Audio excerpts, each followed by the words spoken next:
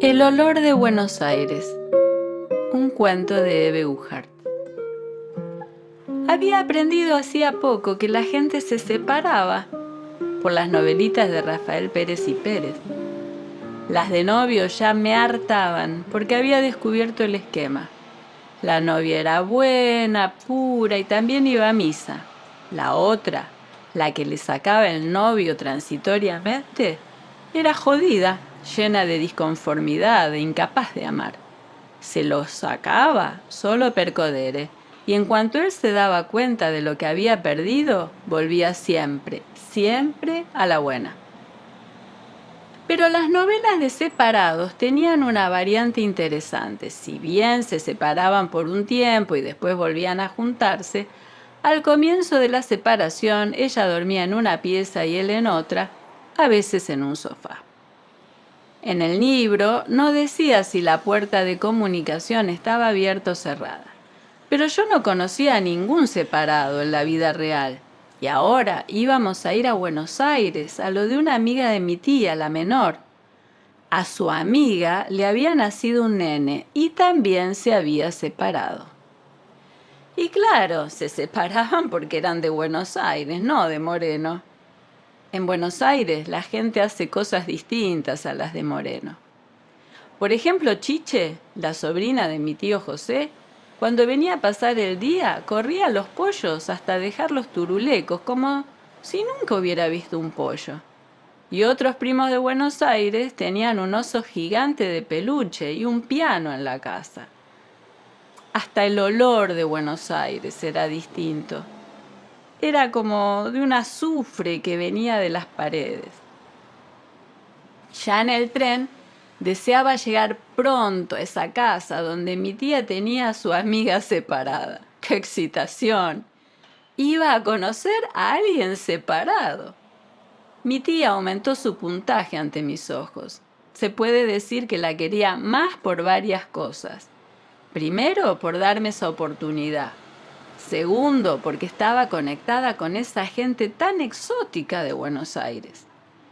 Me dijo, el padre de ella es un gran pianista y compuso tangos famosos. Ahora está casi ciego y un poco enfermo. Así que esos que en la radio nombraban tango de fulano de tal, existen en el mundo real y yo iba a conocer a uno. Después me dijo, no vayas a decir allá nada de lo que te dije. Esperé con todo mi corazón estar a la altura de las circunstancias y no hablamos por un rato. La casa era de 2 plantas, bien pintada y con ventanas en ojiva. Nos recibió una mucama, que no era como las personas que trabajaban en casa. Habíamos tenido una Ramona, que era culona y estaba casi siempre furiosa, a Aida, que era un ángel de Dios, pero se pintaba mal los labios, lloraba por cualquier cosa y la pintura se le desparramaba, y a Petrona, que venía de una familia de gitanos. Esta empleada era una pinturita. Sin ser linda, era gentil y agradable. Estaba perfectamente vestida y no se le movía un pelo de su peinado. Con una cortesía neutra, nos llevó hasta donde estaba la amiga de mi tía junto al bebé. Yo estaba segura de que ese bebé no lloraría, y si lo hacía, lo haría con un llanto suave, civilizado, como para estar de acuerdo con el resto de los muebles y de la luz. Había una luz tenue, suficiente, y muchos muebles estaban con sus fundas. Esa Carmen era un poco gordita, pero la habitación engamaba todo y parecía como si lo deseable fuera ser gordita. No parecía una mujer separada, por lo menos por lo que yo sabía. En las novelas de Rafael Pérez y Pérez lloraban durante un tiempo sin parar. Quise preguntar si me dejaban levantar al bebé, cosa que por ese tiempo me gustaba mucho. No me atreví, pero aparte, aunque me gustara mucho, tenía miedo de que se cayera. Qué meritoria mi tía por tener una amiga con una casa tan linda. Iban a bañar al bebé y no me lo quería perder. Lo iba a bañar la empleada en el baño. De paso vi el baño, pero no me quería perder algo, por lo menos, de lo que conversaban mi tía y Carmencita. Yo jamás pescaba la totalidad de las conversaciones de los grandes, pero tenía una estrategia para captar algo, irrumpir con alguna novedad asombroso. Y el bebé era una buena excusa. Fui donde estaban ellas conversando y dije, ¡aplaude con las manitos! Me sonrieron con displicencia y volví al baño, pero escuché, él es un cabeza hueca. Yo había escuchado ese juicio en las novelas de Rafael Pérez y Pérez, pero referido a las mujeres, a las otras, que no solo eran caprichosas, sino casquivanas, que vendría a ser cabeza hueca. Porque en las novelas los novios, los hombres, eran buenos muchachos, que tenían un momento de debilidad, tentados por la cabeza hueca.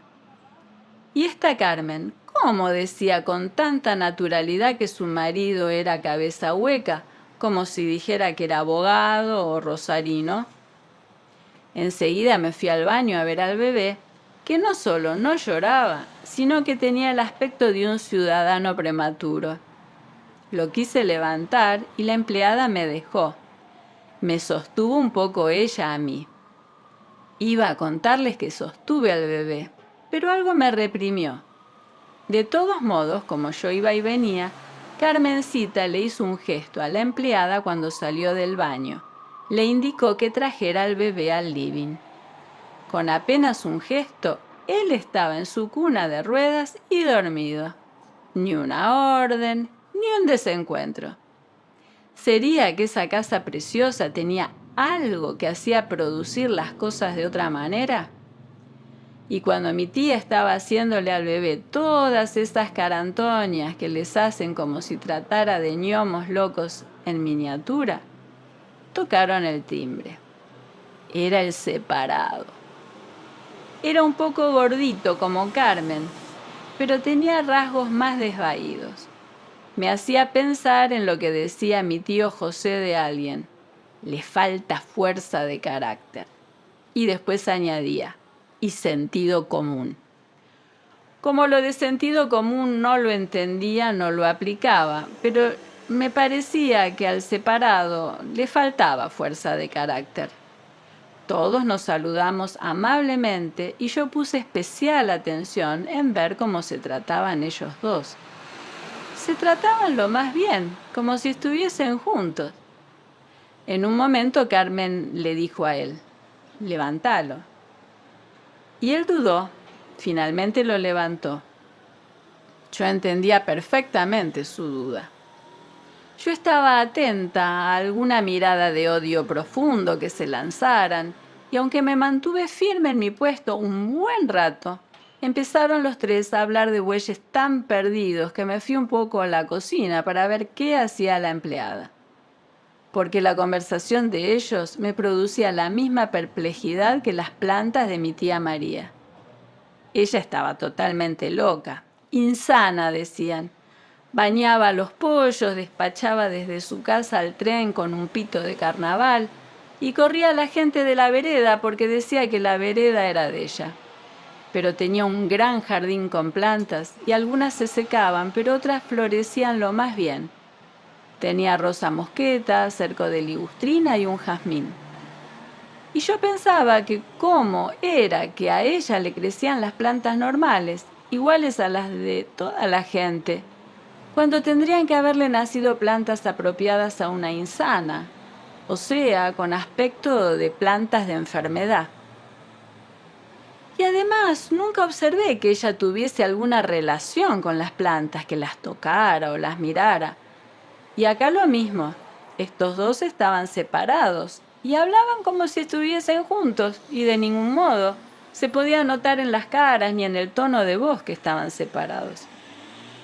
Además, ninguno de los dos parecía asumir su condición, y por si fuera poco Carmen, que hacía un rato había dicho que él era cabeza hueca, Lo trataba con un tono de voz como si él hubiera tenido la cabeza llena de pensamientos sutiles. No recuerdo en qué momento se fue él, pero al poco rato apareció el padre compositor. Bajó del primer piso con un perro de esos de pelo largo, como un manto. Ese manto del perro tenía olor a terciopelo. El compositor, pese a estar casi ciego y enfermo, parecía muy contento. Carmencita le dijo en tono cansino: «El perro, Enrique». ¿Qué problema tendría con el perro si era lo más hermoso de toda la tarde? Y ella, a ese compositor tan famoso, además su padre, le decía Enrique, y él se dejaba hacer observaciones. ¿Y si estaba casi ciego o enfermo, cómo componía las canciones? ¿Y por qué estaba de tan buen humor? Yo ya había visto a algún enfermo aquí y allá en Moreno. Estaban en la cama o sentados, sin ganas de hacer nada. A veces los ponían en el patio y de vez en cuando les ofrecían algo. Carmencita le dijo con voz cansina: «¿Estuviste fumando, Enrique?» «No», dijo él, «estuve fumigando». «Hay que fumigar esta casa. Demasiado olor a salud». Yo no sabía cuál sería el olor a salud. Para mí esa casa tenía como un perfume muy suave que venía de las paredes. Y mi tía hablaba con ese hombre célebre con toda naturalidad, como si lo conociera desde siempre. Yo en la vida real no conocía a ningún genio, pero tenía un libro con figuras que contaba la vida de Beethoven cuando era chico. Se lo veía acarreando agua de un pozo porque eran muy pobres. Era un libro en blanco y negro, donde se lo veía a Beethoven con una gran cabeza llena de rulos. Pensar que ya incubaba la sordera. Pero ¿cómo componía si era sordo? Ahora Enrique, el padre de Carmen, era distinto porque era casi ciego. ¿Qué sería mejor, ser ciego de nacimiento o perder la vista después? Pero había otra cosa, esas réplicas rápidas del padre de Carmen. ¿A quién me hacían acordar? Al Yayo. El Yayo era hijo de Olga, prima de mi papá, que justamente vivía en Buenos Aires. Hace unos 6 meses estuvieron de visita en casa de otra tía, y yo estaba por casualidad allí, y nos mandaron a jugar. Olga dijo soñadoramente: «¡Qué coincidencia, el Yayo y la Yayi!». A mí me decían Yayi. Esa tía recibía a todo el mundo, pero Olga tenía algo que no pegaba con mi tía y sus hermanas. Ellas eran de saquito azul y pollera gris, y Olga tenía el pelo teñido de rubio y anteojo de sol. De ellas las oí decir que era un poco tarambana. Siempre suavizan todo con un poco. Y con ellas era imposible indagar acerca de la tarambanidad. El Yayo tenía el pelo rubio de un hermoso color cobrizo y su cara también era cobre suave. Pensé que Olga lo llevaría a tomar sol, pero mi mamá me dijo que el color del pelo debía ser por el agua de Buenos Aires. Y ese color cobre le daba un aire ligeramente enfermizo, muy interesante a mi parecer. Pero no jugó conmigo, se dedicó a molestarme. Yo tenía un vestido con moño atrás. Él venía corriendo y lo desataba. Yo me lo volví a atar. No estaba molesta, estaba azorada, plantificada. Yo le llevaba casi una cabeza y como 6 kilos. Y ahí estaba parada como un poste en medio del jardín. Y me dijo: «Cuando vos vas, yo vuelvo». No es que se pareciera en algo físico al Yayo. Era un hombre viejo, más bien gordo, y por supuesto más bondadoso que Yayo.